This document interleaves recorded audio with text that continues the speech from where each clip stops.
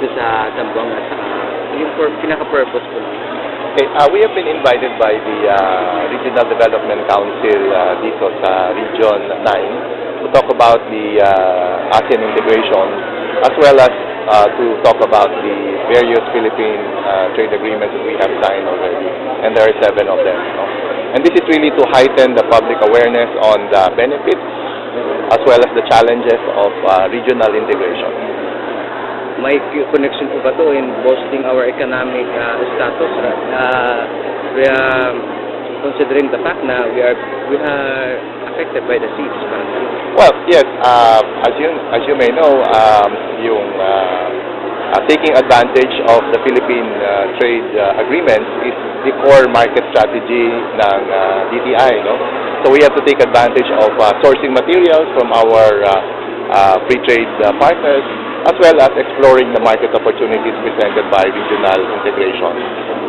Sino po yung mga kasama natin, sir, aside from DTI? Well, of course, we are in partnership with the National Economic Development Authority under the Regional Development Council.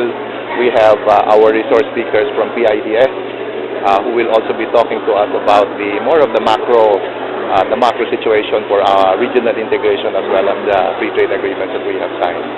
Of course, the various chambers dito, well, this is the Regional Development Council, but in the case of DTI, we partner a lot with the chambers of commerce in the area where we are in. We partner with the academe as well, so that we are able to heighten the public awareness on AEC, ASEAN integration in particular, and the Philippine trade agreement that we have signed.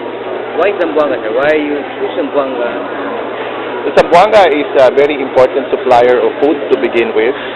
First, second, I think coming over to Mindanao, and I think you will probably notice that particularly since the signing of the comprehensive Bangsamoro Agreement, this is really one of the affirmative actions that we are taking in order to promote the region as an investment destination as well as a source of our export products. And there are many in this region, particularly in Zamboanga.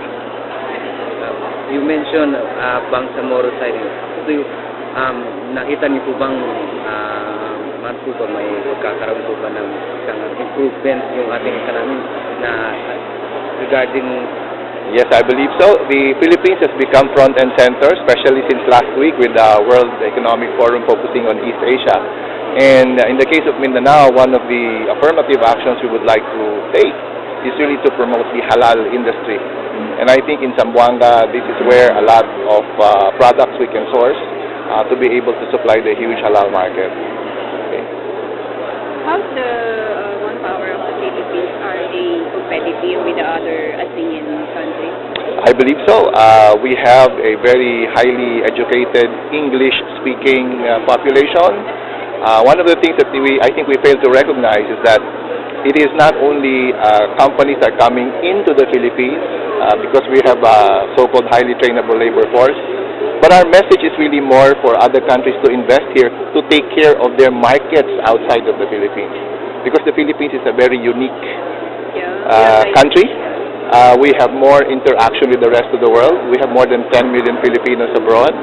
We have people who are used to dealing with foreign cultures, our business process outsourcing, or they now call themselves the business process management. So we can interrelate with cultures, various cultures around the world. So this is one, I think, distinct advantage that the Philippines has. Besides, well, in economics, we have a surplus. So if we have a surplus, then we should not worry too much, because if we everything will equilibrate, and therefore it will tend to rise up our levels here in the Philippines. Okay. We just want to know the agricultural factor here in Mindanao. Saan pupunta ito ng mission and ASEAN integration? Well, in the case of food, and you will see in the presentations later, we are actually net exporters of food to ASEAN. Okay? For fruits, for vegetables, and even for processed foods, we are actually net exporters to ASEAN.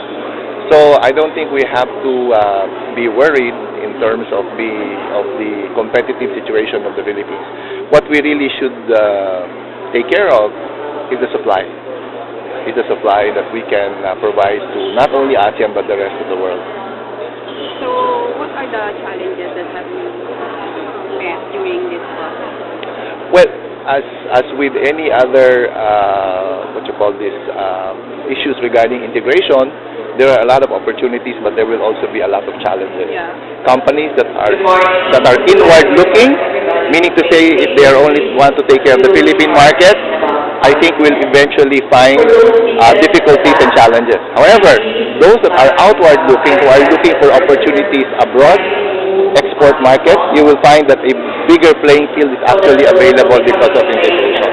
Why do we have to limit ourselves to 100 million consumer base in the Philippines when we can actually take care of 616 million in ASEAN? Okay, so it's now the single market, and remember the single production base aspect that we have to take care of.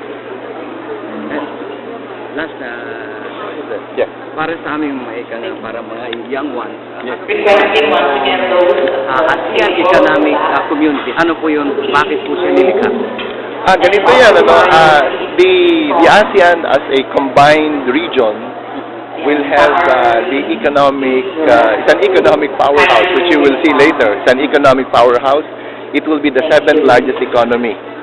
Okay, if you take all of the ASEAN together, it's the 7th largest economy. It's the 4th largest exporter in the world. And there are many industries where the ASEAN can actually take lead. Just example, in here case of Zamboanga in Mindanao, seaweeds, okay, sardines, among others, tuna also is there. So we have a lot of resources here, and taken together with the ASEAN, we can actually have a very high impact, very big impact in the world or the global trade. Okay? Okay. Thank you. Sir.